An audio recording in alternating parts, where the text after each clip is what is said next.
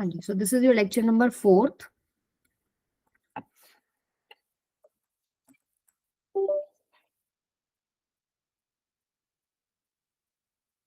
इसको 4th कर लीजिए, ठीक है। तो फटाफट से डिस्कस करते हैं। लास्ट क्लास में हम लोगों ने क्या डिस्कस किया था, याद है आपको? Ma'am we talked about resistors when they yes, are हमने put in series combination and when of they are resistance equivalent पढ़ा to था। parallels. बिल्कुल सही, कॉम्बिनेशन ऑफ रेजिस्टर्स। सो इसमें दो टाइप्स होते हैं, एक होता है आपके पास सीरीज और एक होता है आपके पास पैरेलल Parallel. कॉम्बिनेशन। सो मान लीजिए 3 रेजिस्टर्स हैं, R1 R2 R3, तो इक्विवेलेंट रेजिस्टेंस सीरीज में कितना होगा? R इक्विवेलेंट कितना हो जाएगा? R1 plus R2 plus R3. बिल्कुल सही, R1 प्लस R2 प्लस में R3। और यहाँ क्या आ जाएगा? हम यहाँ पर जो फॉर्मूला लिखते हो क्या लिखते हैं? 1 by R equivalent equals to 1 by R1 plus 1 by R2 plus 1 by R3. Yes, 1 by R1 plus 1 by R2 plus 1 by R3। So इससे रिलेटेड हम लोगों ने कुछ न्यूमेरिकल्स डिस्कस करे थे, जिसमें एक टाइप ऐसा भी था कि आपको मान लीजिए कोई पर्टिकुलर रेजिस्टर दे दिया, तो कितने नंबर ऑफ रेजिस्टर्स हम लगाएं, और आपको एक डेटा दे देंगे कि इतना रेजिस्टर बनना, इतना रेजिस्टेंस बनना चाहिए सर्किट का। सो वो इंपॉर्टेंट क्वेश्चन था, वो आप चेक कर सकते हैं, रिकॉर्डेड क्लास में हमने डिस्कस भी किया था। आज जो हम शुरू कर रहे हैं, सबसे पहले कुछ न्यूमेरिकल डिस्कस करेंगे 5 to 6, उसके बाद हम हीटिंग इफेक्ट डिस्कस करेंगे। सो अभी जो फॉर्मूला रहेगा आपका, V is equal to R I and R equals to rho L by A. And A क्या होता है आपके पास? Area of cross section of the wire, A is equal to pi R square. सबसे पहला question है, how much current will an electric bulb draw from a 220 volt source if the resistance of the bulb filament is 1200 ohm. कितना current ये bulb draw करेगा जब voltage जो है उसके अक्रॉस 220 वोल्ट है और रेजिस्टेंस जो है वो 1200 ओम है। सेकेंड पार्ट है आपके पास, how much current will an electric heater coil draw from 220 volt source if the resistance of heater coil is 100 ohm. एक बार ट्राई करो, V is equal to R I से।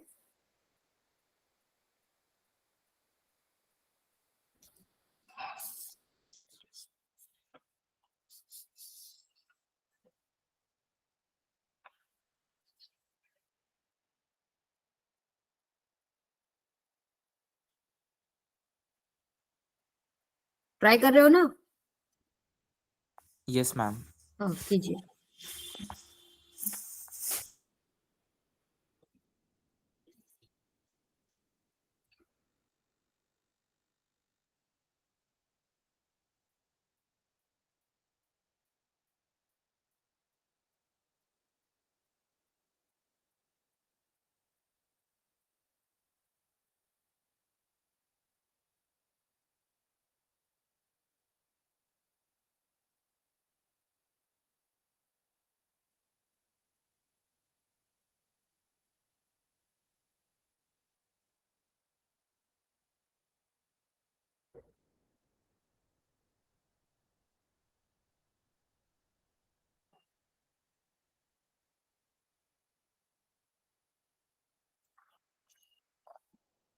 पहला सर्किट है, 1200 ओम रेजिस्टेंस है इस बल्ब में।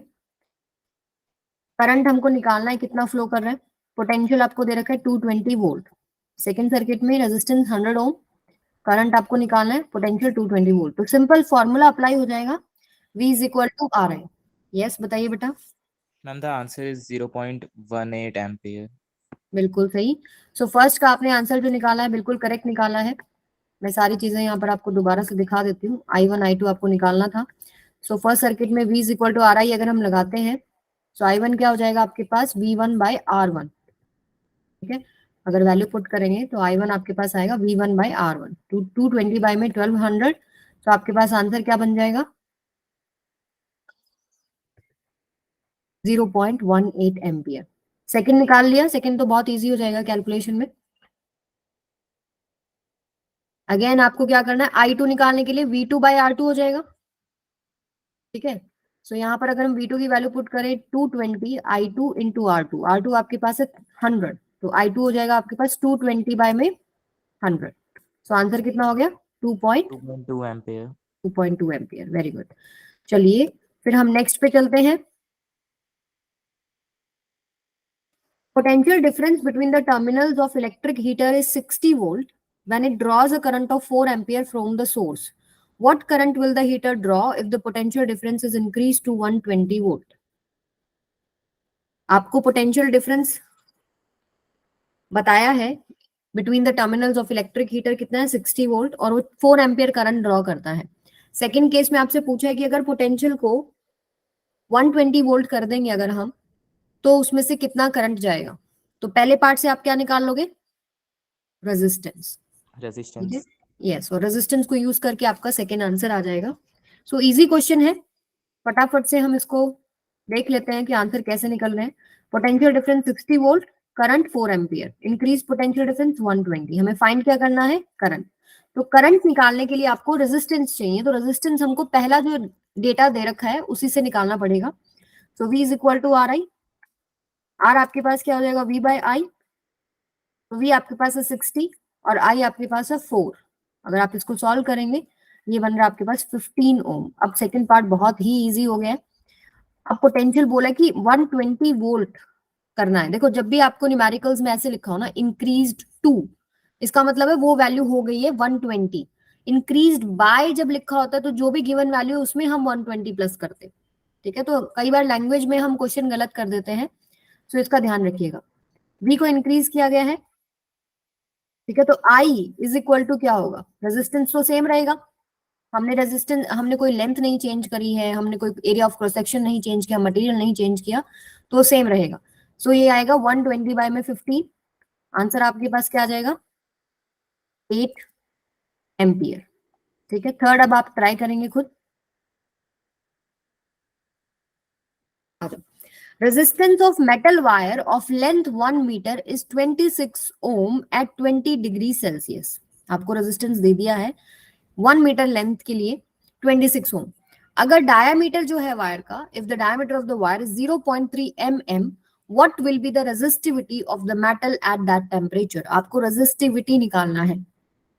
ठीक है, एक बार ट्राई कीजिए और आंसर बताइए मुझे।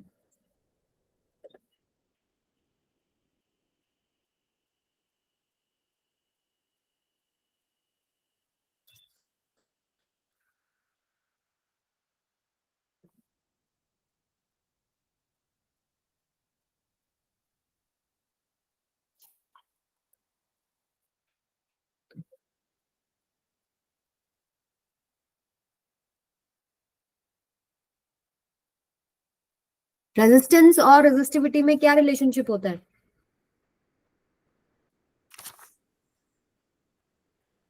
R equals to rho I equals to rho length by area. Area. ठीक है, तो आपको क्या क्या गिवन है, देखो R तो गिवन है आपको, ठीक है, और आपको डायामीटर गिवन है। डायामीटर से आप रेडियस निकाल सकते हो। रेडियस निकालने के बाद एरिया जो आपको निकालना है, एरिया ऑफ क्रॉस सेक्शन होता है वो वायर का, वो क्या होता है, पाई R square.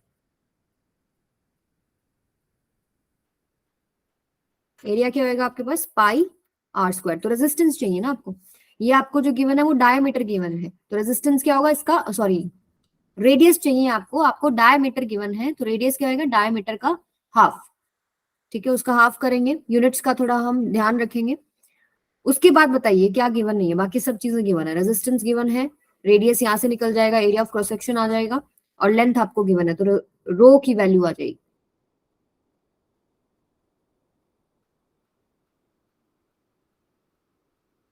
Length 1 metre, diameter 0.3 mm, resistance 26 ohm. ये सारा मैं यहाँ पर लिख देती हूँ। अब हमें चाहिए रेडियस, रेडियस इसका आधा हो जाएगा, इसका आधा कितना होएगा, 0.3 का हाफ होएगा 0.15 mm। अब मुझे आंसर चाहिए किसमें, एसआई यूनिट्स में, तो मैं इसको मीटर में रखना चाहूंगी। तो यहाँ पर देखिए क्या आएगा, 0.15 mm को अगर मुझे मीटर में करना है तो 1000 से डिवाइड करना पड़ेगा। ये वाले दो पॉइंट्स में जीरो हैं, ये भी हम नीचे ले जाते हैं, 1000 इंटू में 100। ठीक है, कितना हो जाएगा, 15 इंटू में, इसको आगे लिखेंगे तो 15 इंटू में 10 टू द पावर -5 आएगा। नीचे देखो कितने जीरो है, 1 2 3 4 5, ये ऊपर जाके माइनस में पावर बन जाएगी। तो आपके पास रेडियस का फॉर्मूला क्या आ गया, 15 into 10 to the power -5 metre. ठीक है, इसके बाद तो बहुत इजी है, फॉर्मूले को रीशफल करना है, rho is equal to R into A by L.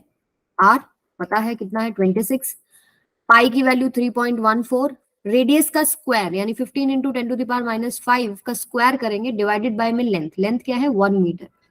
Just इसको सॉल्व करना है आपको, आंसर बन जाएगा 1.84 इंटू 10⁻⁻6। समझ में आया सूर्यांश? Yes ma'am. ठीक है, चलिए फिर नेक्स्ट ट्राई कीजिए। Ma'am I have a doubt in the previous question. हाँ जी बोलो बेटा। Ma'am, do we always have to use the value of pi 3.14 or we can use 22/7? You can use both, मतलब जो भी आपको सुटेबल लगे आप यूज कर सकते हैं। जैसे मान लीजिए हो सकता है कि ऊपर आपके पास कोई ऐसा टर्म है जो 7 से कटता है, ठीक है, तो 22/7 कर लो, 7 से वो कट जाएगा। ठीक है, कैलकुलेशन को हमको इजी करना है। अगर आपको लगता है कि ऐसा कुछ नहीं है जो है कैंसिल नहीं हो रहा है, तो आपके पास क्या करो 3.14 यूज कर लो और आंसर दोनों से सेम आएगा। इट्स ऑल अबाउट कि आपकी कैलकुलेशन किस में इजी पड़ती है। ठीक है, Okay, ma'am. कोई भी यूज कर सकते हो।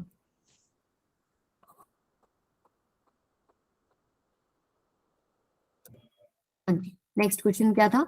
अ wire of given material having length L and area of cross section A has a resistance of 4 ohm, what would be the resistance of another wire of same material having length L/2 and area of cross section 2A?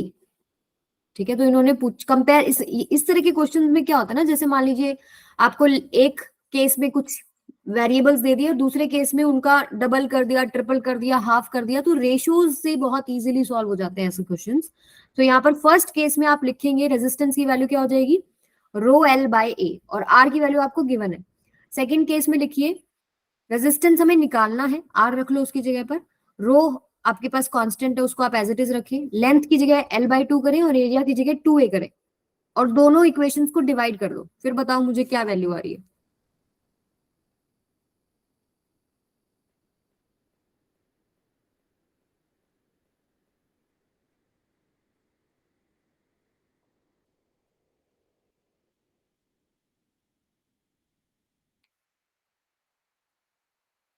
पहले लिखो rho R equals to rho L by A, L की जगह L, ए की जगह ए, रो की जगह रो, और are की जगह 4 रखो फिर।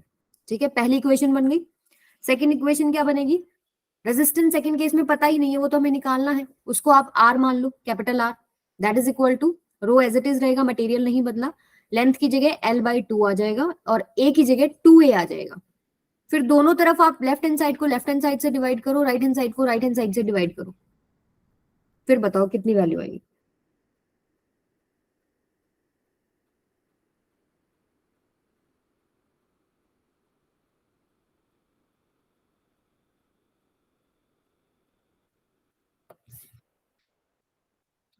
देखिए R equals to rho L by A, L यहाँ पर लेंथ दे रखी है L, ए दे रखा है, area of cross section A ही लेना है, और इसकी वैल्यू आपको दे रखी है 4, यानी यहाँ पर रो एल बाय ए किसके बराबर है, 4 के बराबर हो गया।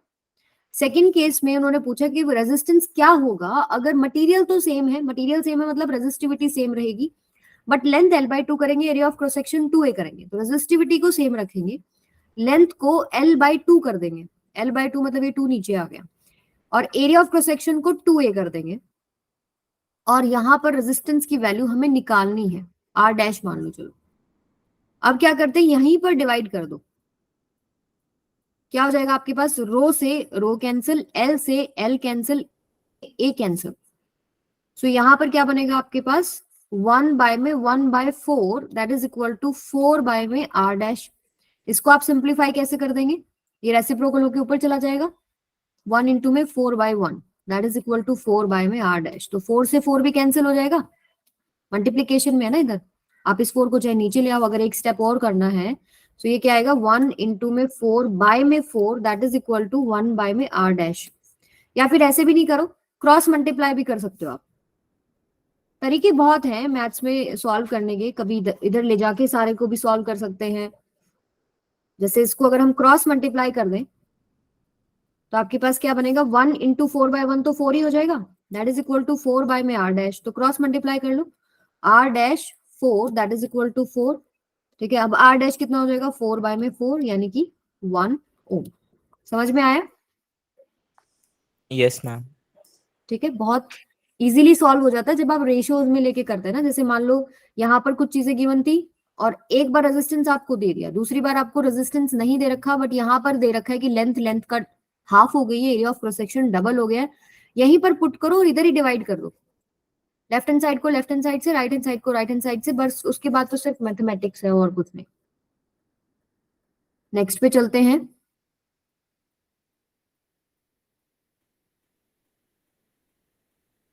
हाँ जी, इस क्वेश्चन पे आ जाइए।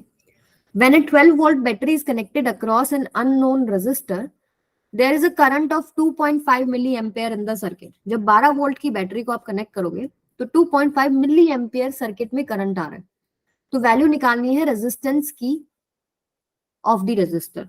तो इसमें सिर्फ एक ही चीज है जो आपको सीखनी है। 2.5 मिली एम्पियर का मतलब क्या होता है? कितने एम्पियर हो गए? 0.025। 0.025। देखो 2.5 इंटू 10⁻³ मिली मतलब होता है -3, माइक्रो मतलब होता है 10⁻⁻6।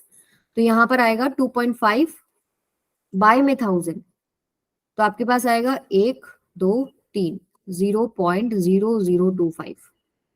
ठीक है, ऐसे बनेगा। बट इसको ऐसे मत करो पूरा, इस तरीके से पॉइंट लगाने की जरूरत नहीं होती आपको। आप उसको मिली दे रखा है तो उसको पावर ऑफ 10 में लिख लो, क्योंकि ये पावर ऑफ 10 बाद में कैंसिल वगैरह हो जाती है। ठीक है, तो यहां से अगर मैं इसको आपको सॉल्व करके दिखाऊं, देखिए वोल्टेज जो है वो है 12 वोल्ट, करंट है 2.5 मिली एम्पियर, मिली मतलब होता है 10⁻³ एम्पियर। ठीक है, और माइक्रो के लिए ये सिंबल होता है, ऐसे होता है। माइक्रो का मतलब होता है 10⁻⁻6। मेगा का मतलब होता है 10⁻6। ठीक है, तो R इक्वल्स टू क्या होगा? V is equal to R I, simple हमको लगाना है। R क्या हो जाएगा बेटा? V by I. V की वैल्यू कितनी है? 12, और नीचे आएगा 2.5 इंटू 10⁻³ जब 10 की ये सारा मैं ऊपर लेके जाऊं तो पावर क्या हो जाती है? पॉजिटिव हो जाती है। ठीक है, आप इसको क्या लिख सकते हैं? 12 इंटू 2.5 इंटू 10⁻3। जैसे अगर इसी को मैं यहाँ आपको आगे करके दिखाऊं तो ये आएगा 12 इंटू 2.5। ये पावर जब भी ऊपर लेके जाएंगे, मतलब 10 का जो भी पावर है यहाँ पे, ये इसको अगर आप ऊपर लेके जाएंगे तो पावर पॉजिटिव हो जाती है, 10⁻3 हो जाएगा ये। ठीक है, इसको आप फर्दर सॉल्व करेंगे।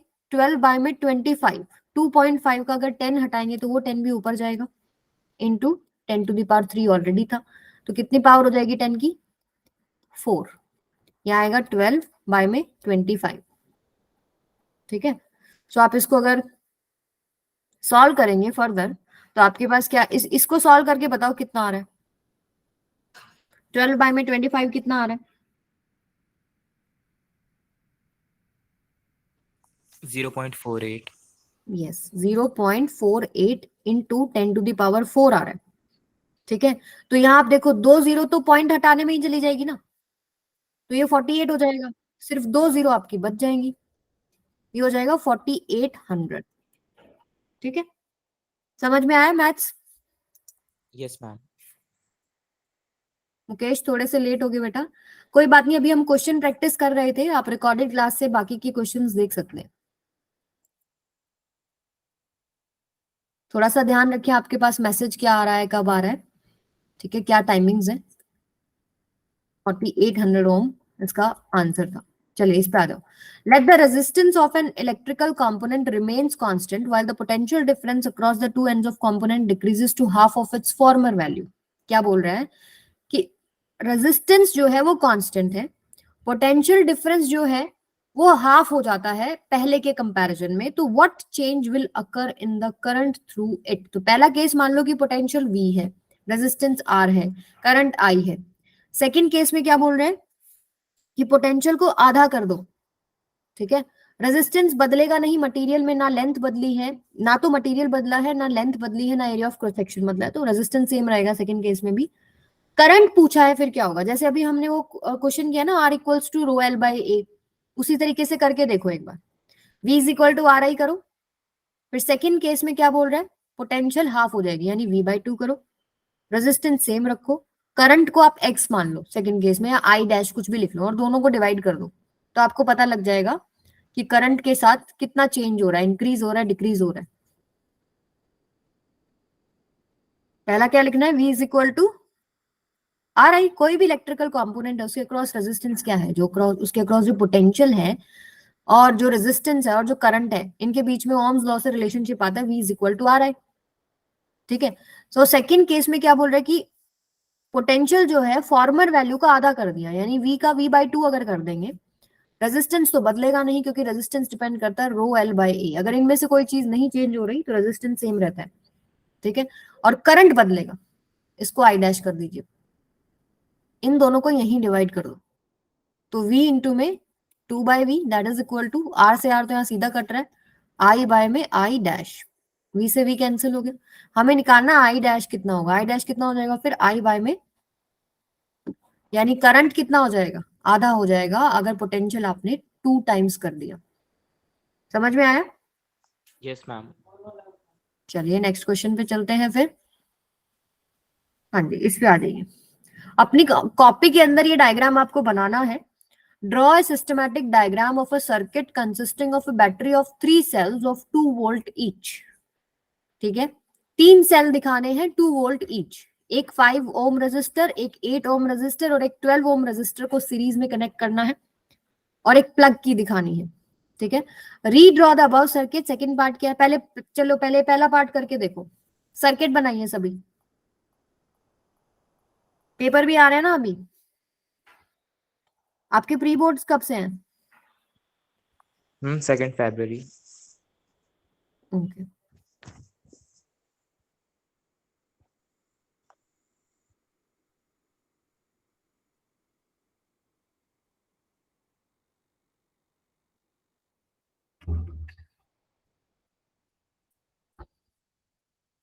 मुकेश सॉल्व कर रहे हो बेटा? Yes ma'am. ड्रॉ कीजिए। देखो एक सेल में क्या होता है, एक पॉजिटिव टर्मिनल होता है, एक नेगेटिव टर्मिनल होता है। पॉजिटिव को हम थोड़ा बड़ा डंडे से दिखाते हैं, नेगेटिव को थोड़ा छोटे से दिखाते हैं। जब एक से ज्यादा सेल्स होते हैं तो प्लस, जैसे मान लीजिए एक बड़ा डंडा एक छोटा डंडा, फिर आगे फिर वो कनेक्ट होगा, एक बड़ा डंडा एक छोटा डंडा, ऐसे चलता है।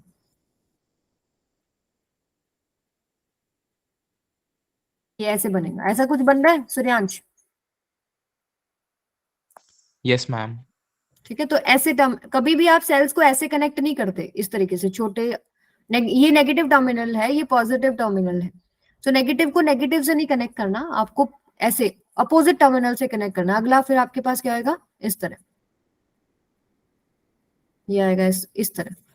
ठीक है, ये थोड़ा आपको सीखना चाहिए, कई बार आपको इसमें गलती हो जाती है आपसे, सॉरी। तो यहाँ पर देखिए सेकंड पार्ट भी यहाँ पर क्या है, देखो redraw above circuit putting an ammeter to measure current through resistors. अगर हमें एम मीटर कनेक्ट करना है रेजिस्टर्स के अक्रॉस करंट निकालने के लिए, एम मीटर क्या होता है, करंट निकालना चाहते हैं हम लोग, तो एम मीटर हमेशा सीरीज में कनेक्ट होता है। जैसे मान लो चाहे 5 के अक्रॉस निकालना हो, चाहे 8 के अक्रॉस, 12 के अक्रॉस, ये सारे सीरीज में कनेक्टेड है ना, तो सीरीज में करंट सेम होता है। ठीक है, तो एमीटर हम कहीं पर भी लगा सकते थे, यहाँ भी लगा सकते थे, कोई प्रॉब्लम नहीं है, कहीं पर भी लगाओ, बस थोड़ा प्लस और माइनस का ध्यान रखो। सेल के पॉजिटिव से एमीटर का पॉजिटिव कनेक्टेड होता है और सेल के नेगेटिव से एमीटर का नेगेटिव कनेक्टेड होता है। फिर अगला क्वेश्चन क्या है, पोटेंशियल डिफरेंस निकालना है 12 ओम रेजिस्टर के अक्रॉस। सो आपने क्या किया, ये पैरेलल में कनेक्ट कर दिया 12 ओम के साथ, क्योंकि सीरीज में रेजिस्टर्स अगर हैं तो सबके अक्रॉस करंट तो सेम है बट ड्रॉप अलग अलग होता है, इसके अक्रॉस पोटेंशियल अलग आएगा, इसके अक्रॉस अलग, इसके अक्रॉस अलग। तो वोल्ट मीटर कैसे कनेक्ट होगा 12 ओम के साथ पैरेलल में, और प्लस माइनस का ध्यान रखेंगे, सेल के पॉजिटिव से इसका पॉजिटिव, सेल के नेगेटिव साइड में इसका नेगेटिव। समझ में आया? समझ में आया बेटा? अगर मान लीजिए आपके पास ऐसे होता, एक रेजिस्टर ऐसे है, एक रेजिस्टर ऐसे है और एक रेजिस्टर ऐसे है, और ये मान लो मैंने सेल के साथ कनेक्ट कर दिया ऐसे। अब बताओ अगर मुझे R1 के अक्रॉस करंट मेजर करना है तो मैं एमीटर कहाँ लगाऊंगी? पैरेलल में जब भी रेजिस्टर्स कनेक्टेड है तो जो भी नेट करंट था वो डिवाइड हो जाएगा ना, इसमें I1 जाएगा, इसमें I2 जाएगा और इसमें I3 जाएगा, राइट? लेकिन इसमें सेम क्या रहता है, तीनों रेजिस्टर्स के अक्रॉस पोटेंशियल डिफरेंस सेम होता है। ठीक है, चाहे R1 के अक्रॉस निकालना हो, R2 या R3, आप सिंपली यहाँ पर इसको लगा सकते हैं, वोल्ट मीटर को इस तरीके से। बट एमीटर अगर आप मान लीजिए अलग अलग रेजिस्टेंस में आपको देखना है कि क्या आपके पास करंट बन रहा है, तो उसके साथ आप सीरीज में लगाएंगे, यहां लगाएंगे ऐसे, ये प्लस माइनस, इधर प्लस माइनस। आई बात समझ में? R2 के क्रॉस करना होगा तो R2 के साथ, R3 के क्रॉस तो R3 के साथ। बस आपको दो चीजें समझ में आनी चाहिए। सीरीज में रेजिस्टर अगर कनेक्टेड है तो करंट सेम रहता है, पोटेंशियल ड्रॉप हर एक के अक्रॉस अलग आता है। पैरेलल में अगर रेजिस्टर्स कनेक्टेड होते हैं तो करंट डिवाइड होता है, but potential difference across each resistor क्या आएगा? सेम आएगा। ठीक है, अब इसको कॉम्प्लिकेटेड भी कर सकते हैं। मान लो इसी के साथ मैंने आगे बना दिया, मैं आपको थोड़ा सा और सिखा देती हूँ। मान लो आपने इसको ऐसे बनाया, एक ये आया, ये तीन रेजिस्टेंस कर दिए मैंने, R1, R2 और R3, और इनके साथ मैंने फिर आगे 3 कर दिए, R4, R5, R6। अब बताओ, ये आप जब आप इसको सॉल्व करेंगे ना, तो ये तीनों का तो पैरेलल वाला आप फॉर्मूला यूज करेंगे, 1/R equivalent equals to 1/R1 plus 1/R2 plus 1/R3। Solve करके एक वैल्यू आ जाएगी रेजिस्टेंस की, वो हम पुट कर देंगे। R4, R5, R6 को देखें, इनका भी एक इक्विवेलेंट रेजिस्टेंस निकलेगा, पैरेलल में कनेक्टेड है, और इनको सॉल्व करके ऐसे, तो ये अब सीरीज में आ गए ना, आए या नहीं आए? तो जो टोटल करंट इस पूरे में से जाएगा वही टोटल करंट इस पूरे में से जाएगा, बट यस, जितना भी इधर आ रहा है वो इन तीनों में डिवाइड होगा। फिर वापस जब ये यहां से निकल रहा होगा करंट, वो तीनों फिर ऐड हो जाएंगे, फिर इसमें जाएगा, फिर ये तीनों में डिवाइड होगा, फिर ऐड हो जाएंगे, फिर टोटल बाहर निकलेगा। इस तरीके से होता है। समझ में आया? क्लियर है बेटा? Yes, ma'am. तो ऐसे कॉम्प्लिकेटेड सर्किट्स आपको मिलेंगे जब आपको इक्विवेलेंट रेजिस्टेंस निकालना हो। तो आपके अभी अगर प्री बोर्ड भी है तो वहां पर आपको इस तरह के सर्किट्स मिलेंगे। तो लास्ट क्लास में मैंने एक पीपीटी शेयर करी थी, उसमें और भी बहुत सारे न्यूमेरिकल्स और इस तरह के सर्किट्स हैं जिनका आर इक्विवेलेंट आपको निकालने के लिए आना चाहिए। सो वो प्रैक्टिस कर लीजिएगा। थोड़े से डिफिकल्ट सर्किट्स आपको पेपर में मिल सकते हैं। ठीक है, सॉल्व करना आना चाहिए कि सीरीज कैसे है, पैरेलल कैसे है, करंट कैसे वेरी चेंज होता है, पोटेंशियल कैसे चेंज होता है।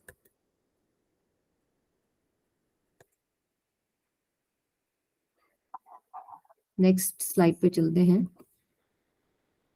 अच्छा, इसमें एक क्वेश्चन उन्होंने और भी दे रखा है, सेकंड पार्ट में एक क्वेश्चन और है, देखिए क्या है। What would be the readings of ammeter and volt meter?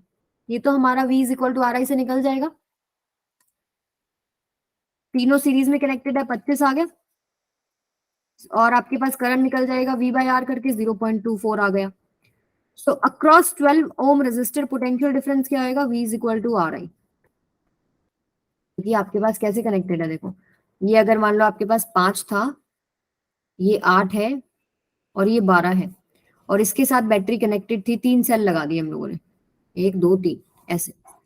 इसके अक्रॉस पोटेंशियल डिफरेंस देखना था, तो सबसे पहले क्या करा, करंट निकाल लिया, पूरे सर्किट का इक्विवेलेंट रेजिस्टेंस निकाला। ठीक है, उससे आपने करंट निकाल लिया V is equal to RI use करके।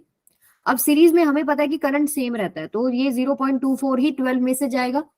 अब पोटेंशियल अलग अलग होता है, तो इसके अक्रॉस पोटेंशियल मेजर करने के लिए इसके साथ वोल्ट मीटर लगा दिया। ठीक है, सो वो जो भी रीडिंग दिखाएगा उसको हमने V मान लिया। V इज इक्वल टू इसके अक्रॉस जो रेजिस्टेंस है 12, और इसके अक्रॉस जो करंट जाएगा वो सेम आएगा जो पूरे सर्किट में चल रहा है, 0.24 एम्पियर। ठीक है, तो आपके पास रीडिंग्स आ जाएंगी एमीटर की 0.24, वोल्ट मीटर की 2.88। एक नया कॉन्सेप्ट फटाफट से हम देखते हैं, अब फिर आपको क्वेश्चन होंगे इस पीपीटी के अंदर, आप लोग प्रैक्टिस कीजिएगा। ये क्या हो रहा है इसके साथ, आपको बोला जाता है ना कि अगर वायर निकली हुई है दिख रही है आपको और स्विचेस ऑन है तो उनको टच नहीं करना है, करंट लग जाएगा। ठीक है, तो देखिए effect of electric current, 3 effect होते हैं। पहला इफेक्ट होता है हीटिंग, करंट की वजह से हीटिंग देखने को मिलती है। सेकेंड इफेक्ट होता है मैग्नेटिक, करंट की वजह से आसपास मैग्नेटिक फील्ड पाया गया है, जो कि हम नेक्स्ट चैप्टर में डिस्कस करेंगे, इलेक्ट्रिक करंट के मैग्नेटिक इफेक्ट। और थर्ड आपके पास होता है केमिकल इफेक्ट्स। सो अभी जो हम डिस्कस करने वाले हैं वो है heating effect. Heating effect of electric current, ये आपके पास अलग अलग डिवाइसेस हैं। सो जब इनमें करंट दौड़ रहा है तो एक्चुअली देखिए क्या हो रहा होता है।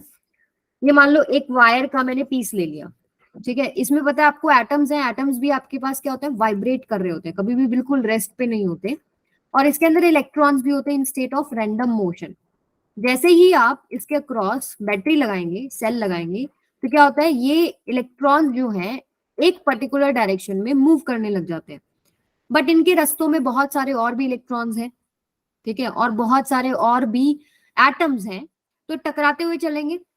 अब जब वो टकराएंगे तो उनके लॉस ऑफ काइनेटिक एनर्जी होता है, इनके पास क्या है, काइनेटिक एनर्जी, बट कोलिजन होने की वजह से क्या होगा, loss in kinetic energy. But हमने law of conservation of energy में सीखा है कि energy can not be destroyed, hence this loss in kinetic energy is converted into heat energy.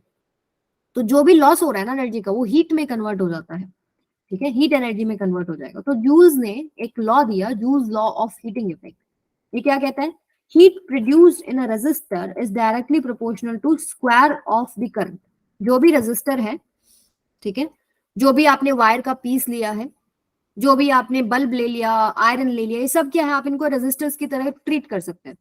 सो इसके अक्रॉस जो हीट प्रोड्यूस होगी वो डायरेक्टली प्रोपोर्शनल टू करंट का स्क्वायर, जो भी उसमें करंट जा रहा होगा उसके स्क्वायर के प्रोपोर्शनल है, रेजिस्टेंस ऑफ द कंडक्टर के प्रोपोर्शनल है, time for which the current flows उसके प्रोपोर्शनल है, ठीक है।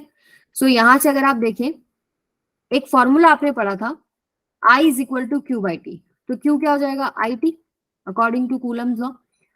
फिर हमने पढ़ा था एक और formula, V is equal to R I, according to Ohm's law, ठीक है। एक और भी हमने पढ़ा था, V is equal to W by Q, यानी आपके पास W क्या हो जाएगा, वी क्यू। तो थर्ड इक्वेशन के अंदर फर्स्ट इक्वेशन और सेकंड इक्वेशन जब हम पुट कर देंगे, V की जगह पर आई आर और Q की जगह पर आई टी, तो हमारे पास एक फॉर्मूला बन जाता है W का आई स्क्वायर आर टी, और you can also represent it with W, क्या है आपके पास, H। हीट क्या है, एक एनर्जी है, वर्क क्या है, वर्क भी एक एनर्जी होता है, तो वर्क की जगह यानी W की जगह आप H भी पुट कर सकते हैं। सो H की वैल्यू क्या हो जाएगी, आई स्क्वायर आर टी, यही आपके पास लॉ है, ठीक है। अब इसके अलग अलग फॉर्म्स होते हैं, जैसे मान लो अगर मैं आई को पुट कर दूं V बाय आर, ठीक है, आई को मैं पुट कर दूं V बाय आर, इसका स्क्वायर हो गया, इंटू में आर इंटू में टी, वी को आई को मैंने क्या पुट कर दिया, V बाय में R, using this V is equal to R I, तो आई क्या हो जाएगा, V by R. So H की वैल्यू क्या हो जाएगी, V स्क्वायर, नीचे आएगा आर स्क्वायर, इस आर से ये आर कटेगा, V square by R into T, ठीक है। एक और इसका फॉर्म है, अगर रेजिस्टेंस को चेंज कर देंगे, V बाय आई कर देंगे, तो क्या हो जाएगा, H equals to I square into में R की जगह पुट कर दिया V by I into T, so I से I cancel, V I T, ठीक है, समझ में आया, आ जाओ अब Can you इसके। explain the last part again? Okay देखिए हमने क्या किया, इसके अलग अलग फॉर्म्स कर दिए, ये फॉर्मूला आ गया ना समझ में। एक ओम्स लॉ पता है, V is equal to R I, इस फॉर्मूले में अगर मैं V को अगर मैं I को चेंज कर दूं, I की वैल्यू हो जाएगी V by R, so H की वैल्यू क्या होगी, V बाय आर का होल स्क्वायर, I की जगह क्या पुट कर दिया, V बाय आर इंटू में R इंटू में T, इसको आप ओपन करेंगे, V स्क्वायर बाय में R square into R into T, R से R कैंसिल हो गया, क्या फॉर्मूला बन गया, V square by R into T, ठीक है। अब आप चेंज तो रेजिस्टेंस भी कर सकते थे, अगर मैं रेजिस्टेंस को चेंज करूं तो रेजिस्टेंस क्या हो जाएगा, V बाय आई, करंट को नहीं चेंज करना चाहती मैं, रेजिस्टेंस को चेंज करना चाहती हूँ, तो आई स्क्वायर आर की जगह आ जाएगा V बाय आई इंटू में टी, सो आई से आई कैंसिल, आपके पास क्या बन गया, V आई टी, ठीक है। अब यहां से ना एक पावर का फॉर्मूला भी निकलता है, पावर आपको पता है वर्क बाय में टाइम, ठीक है। वर्क अभी आपने निकाला ना, H और W सेम है, यहाँ पर आप पुट कर सकते हो I square R T by में T, so I square R आ गया, ठीक है। और अगर मैं इसको चेंज करूं, जैसे एक अगर मान लो आपके क्वेश्चन में करंट और रेजिस्टेंस गिवन है, तो आप ये फॉर्मूला यूज कर लो, अगर पोटेंशियल वगैरह कुछ गिवन है तो आप वो फॉर्मूला भी यूज कर सकते हैं। जैसे अगर मैं यहाँ पर चेंज कर दूं आई की जगह पर पावर का फॉर्मूले में, ये जो आपने सॉल्व कर लिया, देखो टी से टी कट गया, वर्क बाय टाइम में टी आएगा आपके पास एक नीचे और एक वर्क में आ रहा, तो टी से T cancel, I square R, I square को एज इट इज रखिए, आर को चेंज कर दीजिए, आर क्या आएगा, वी बाय में आई, सो आई से आई कैंसिल, तो पावर का एक फॉर्मूला वी आई बी होता है, और पावर का फॉर्मूला एक आई स्क्वायर आर भी होता है। तो क्वेश्चन में क्या गिवन है उसके हिसाब से आप इन चीजों को चेंज कर सकते हैं, कभी आप करंट को चेंज करके रख सकते हैं, कभी आप रेजिस्टेंस को चेंज करके रख सकते हैं, ठीक है, तो मैं यहाँ पर एक बार लिख भी देती हूँ, पावर का फॉर्मूला आपके पास आई स्क्वायर आर वी है, पावर का फॉर्मूला आपके पास वी आई बी है, और हमने कैसे निकाला है, पावर, पावर होता है W by T, work done by time. So work की वैल्यू पुट कर दो आई स्क्वायर आर टी, बाय में टाइम, टाइम से टाइम कैंसिल, तो ये पहला निकल जाएगा, और आर को चेंज कर देंगे, दूसरा निकल जाएगा। सिमिलरली पावर की जगह अगर सिंपली यहां आप देख रहे हो, यहां पर भी आप चेंज करके दो फॉर्मूला लिख सकते हो वर्क के, V square by R T, ठीक है, और आपके पास क्या आ रहा है यहाँ पे, वी आई टी। ठीक है बेटा, यस मैम। और भी कोई पावर का फॉर्मूला पॉसिबल है क्या? यहां से आप इसको एक और भी चेंज कर सकते हैं, मान लो पावर आपके पास वी आई है, और आई को आप पुट कर दो वी बाय आर, ये फॉर्मूला भी हो सकता है वी स्क्वायर बाय आर, जैसे यहाँ पर भी आपके पास हीट में भी ऐसा फॉर्मूला बन रहा है। तो इसमें कंफ्यूज नहीं होना, आपको सिर्फ एक चीज याद रखनी है कि डब्ल्यू का फॉर्मूला होता है भाई आई स्क्वायर आर टी, और डब्ल्यू को ही हम एच बोलते हैं, एच हो गया आई स्क्वायर आर टी। ठीक है, तो क्वेश्चन में जो गिवन है उसके हिसाब से यूजिंग ऑर्म्स लॉ आप उसको कन्वर्ट कर सकते हो दूसरे दूसरे फॉर्मूलाज में। ठीक है, लेकिन पावर के ये याद रखो, पावर का वी आई और पावर का वी स्क्वायर बाय आर ये काफी यूज होता है, वी आई भी काफी यूज होता है, and V square by R भी काफी यूज होता है। ठीक है, चलिए नेक्स्ट पे आ जाओ, अब ब्रेन टीजर देखते हैं। विच out of these is the right answer for joules law? बताइए, पहचानिए।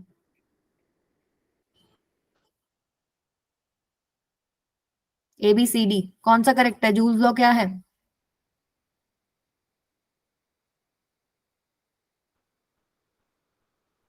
देखो अभी हमने सॉल्व करे थे, वैसे तो आपको ये तो दिख ही रहा है, ये तो है ही। ठीक है, अब यहां से देखो आपको और भी क्लैरिटी आ जाएगी, बाकी की हमें चेक कर रहे हैं कि सही है या नहीं। तो पहला जो फॉर्मूला है सिर्फ वी आई में है, वी और आई में है, तो आप इसको कैसे लिख सकते हो, जैसे अगर मान लीजिए एच की value I square R T है, सो हम पुट क्या कर सकते हैं, v is equal to R I होता है, आई की वैल्यू अगर मैं पुट करूं, सो वी स्क्वायर बाय में R square into R into T, so ये बनेगा V square by R into T. So ये तो बन ही नहीं रहा, ठीक है, या तो वी स्क्वायर बाय आर होता। ठीक है, दूसरा हम क्या चेंज कर सकते हैं, रेजिस्टेंस की वैल्यू अगर मैं पुट करूं v by I, so H का फॉर्मूला क्या बनेगा, v by I into T, so ये बनना चाहिए v आई टी। सो ये भी करेक्ट है कि नहीं? जैसे आई स्क्वायर आर टी में आपने आर की जगह पर पुट कर दिया v by I, so I से आई कैंसिल हो गया, तो वी आई टी भी आप लिख सकते हो, ये भी ठीक है।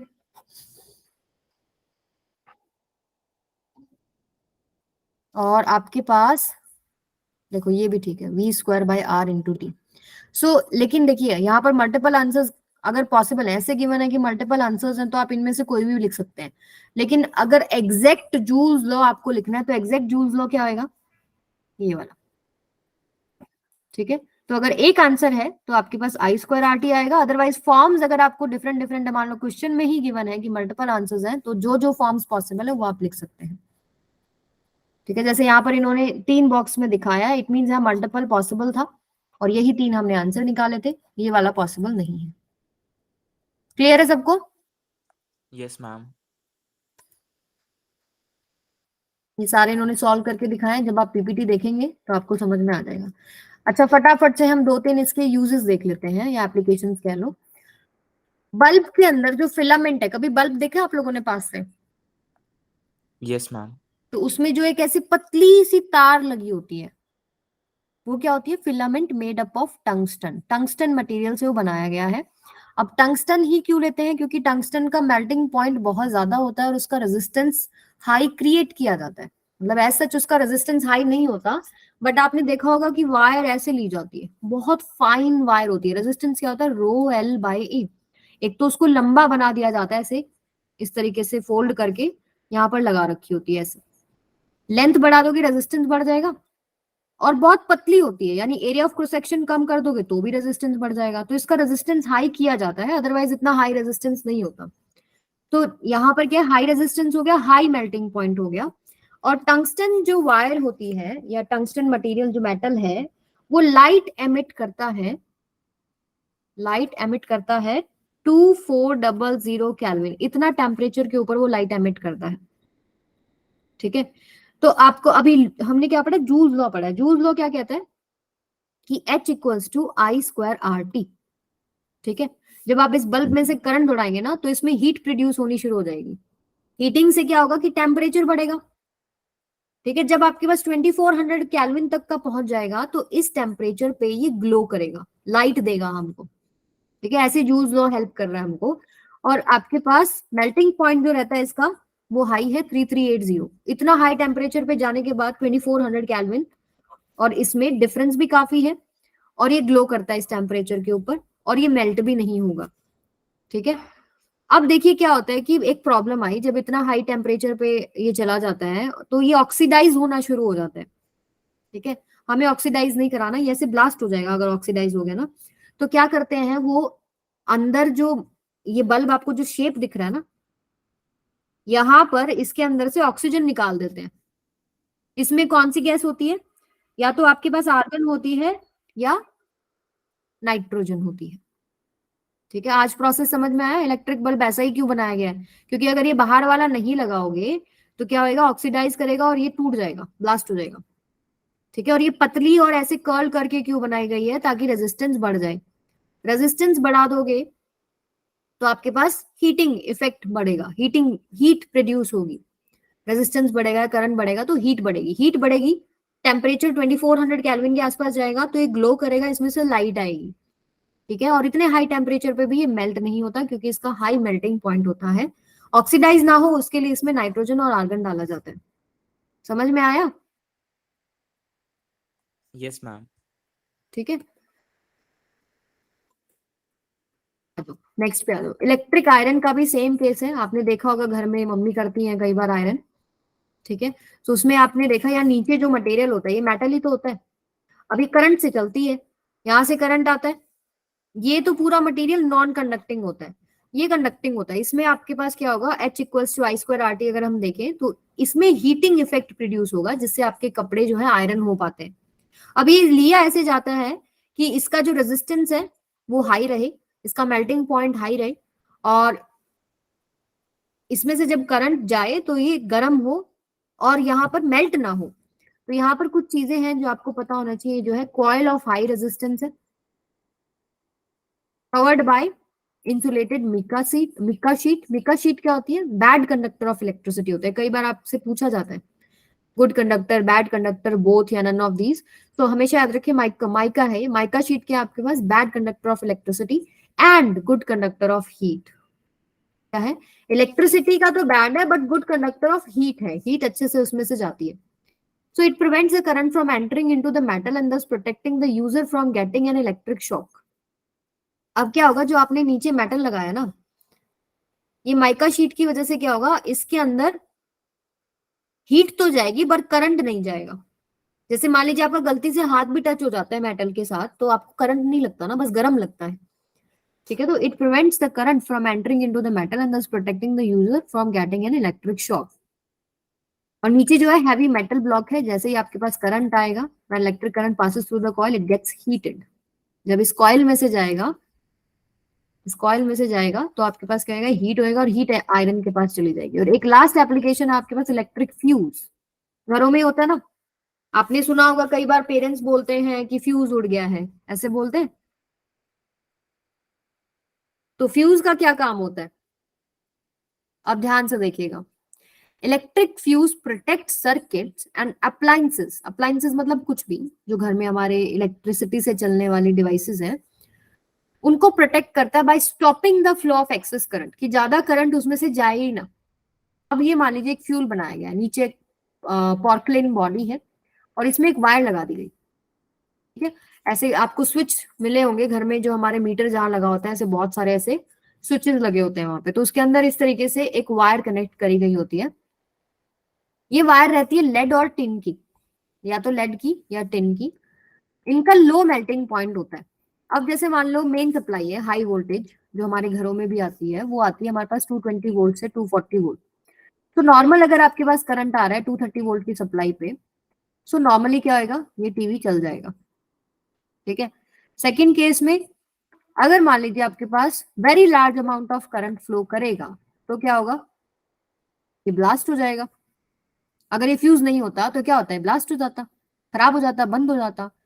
अब क्या होगा, जब ये वायर हम बीच में लगा देते हैं ना, लेड या टिन की वायर जिसका मेल्टिंग पॉइंट लो है, तो इतना हाई करंट से क्या होगा, हीटिंग इफेक्ट की वजह से ये मेल्ट जल्दी हो जाएगा। जैसे ही मेल्ट होगा ये सर्किट ब्रेक हो जाएगा, सर्किट ब्रेक होगा तो आगे करंट जाएगा ही नहीं और आपका टीवी खराब होने से बच जाएगा। तो जनरली जो फ्यूजेस यूज किए जाते हैं डोमेस्टिक पर्पसेस में वो है 1 ampere, 2 ampere, 3 ampere, 4 ampere, 10 ampere तक का ये करंट अलाउ करते हैं, इससे ज्यादा नहीं करते। वो हमारे घर की नीड के हिसाब से लगाया जाता है। इससे ज्यादा अगर करंट हो गया तो आपके पास ये वायर ब्रेक हो जाएगी और आपके अप्लायंसेस खराब होने से बच जाएंगे। तो समझ में आया joules law of heating effect कितनी सारी चीजें एक्सप्लेन कर रहा है। तो अब इसमें बहुत सारे क्वेश्चन है बेटा, ये आप प्रैक्टिस करेंगे, बहुत सारे क्वेश्चन है। देखिए यहाँ पर मैंने बहुत सारे ऐड किए हुए हैं आप लोगों के लिए, ये आप सारे प्रैक्टिस कीजिएगा। H equals to I square R T पे है, पावर पे आपके पास है, पावर इज इक्वल टू होता है वी आई, ठीक है, या फिर आई स्क्वायर आर। तो इसके ऊपर क्वेश्चन आप प्रैक्टिस करेंगे और जो कॉम्प्लिकेटेड सर्किट है थोड़ी कॉम्बिनेशन ऑफ रेजिस्टर्स वाले वो आप सॉल्व करेंगे, ठीक है।